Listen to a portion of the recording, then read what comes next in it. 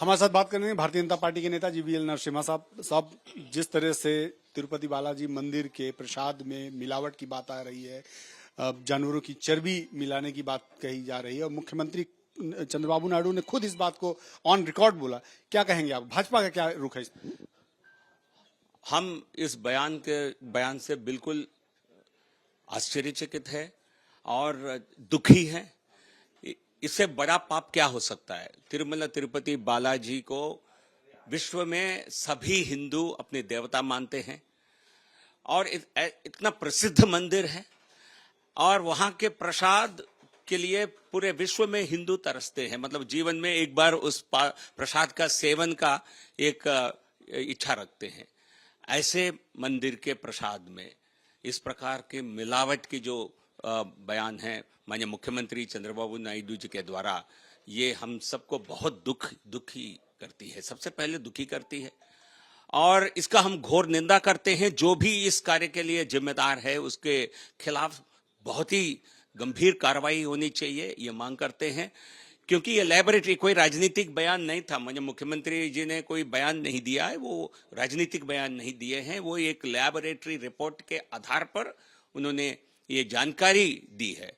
तो हम इससे बहुत ही दुखी है। तुरंत कार्रवाई की हम मांग रखते हैं। कहा जा रहा है कि ये सारी जो प्रोसेस हुए, ये जगन मोहन रेड्डी जब वहाँ चीफ मिनिस्टर थे, उनके कार्यकाल के दौरान जो व्यवस्था परिवर्तित हुई, उसके बाद ये सारी चीजें हुई। देखिए, 5 साल के वाईसीपी के जगन मोहन रेड्डी के सरकार के दौरान कई मंदिरों को गिराया गया, तोड़ा गया। कई देवी देवताओं पर लगातार ये राष्ट्रीय मीडिया पे भी चलते रहे। मैंने खुद इस पर पार्लियामेंट में मैंने इस बात को रखा। और अब ये जो जानकारी है प्रसाद में भी मिलावट, वो भी जानवरों की फैट से मिलावट या फिश ऑयल की मिलावट, ये तो घोर अपराध है। ये तो हिंदू भक्तों की उनके साथ, उनकी आस्था के साथ खिलवाड़ है। हम इसीलिए बहुत दुखी हैं और कार्रवाई चाहते हैं। सर, विश्व हिंदू परिषद ने भी मांग की है कि हिंदू मंदिर है तो वहाँ पे हिंदू प्रशासक और हिंदू कार्यकर्ता या वहाँ पे काम करने वाले सिर्फ हिंदू होने चाहिए, लेकिन कई ऐसे पदों पर क्रिश्चियन और दूसरे जो लोग हैं वो बैठे हैं, इसलिए इसका भी विरोध कर रही है बीएचपी। भाजपा के द्वारा भी तरफ से भी हमने इन मामलों को कई बार उठाया है।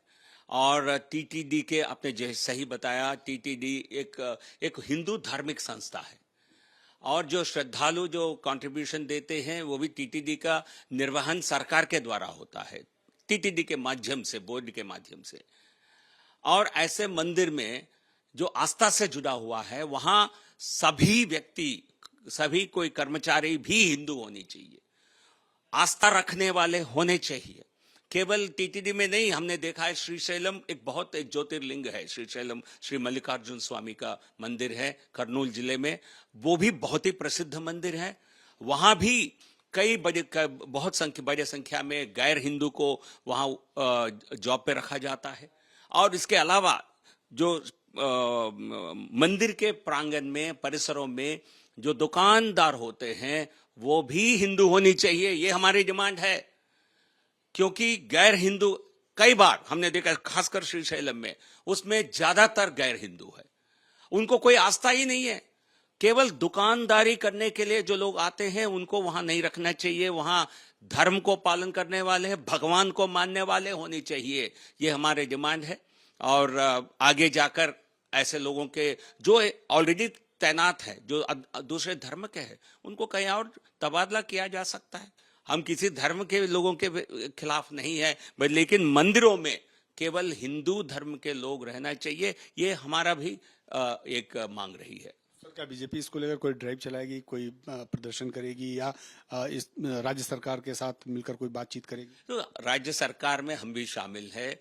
माननीय मुख्यमंत्री चंद्रबाबू नायडू एनडीए के ही हिस्सेदार, उनकी पार्टी हिस्सेदारी कर रही है और पार्टी के स्तर पर चर्चा होगी। और आगे किस प्रकार, हमने कई आंदोलन चलाए हैं बीजेपी के सरकार रहते हुए ऐसे गैर हिंदू निर्णयों के खिलाफ हमने बहुत आंदोलन किए हैं। अब लेकिन हम आंदोलन नहीं करेंगे, हम सरकार में है, तो इसलिए सत्तारूढ़ दल से और हम आपस में सभी बात करके किस प्रकार के निर्णय करने चाहिए ताकि लोगों की आस्था को कोई चोट ना पहुंचे, ऐसे निर्णय करने की प्रयास करेंगे।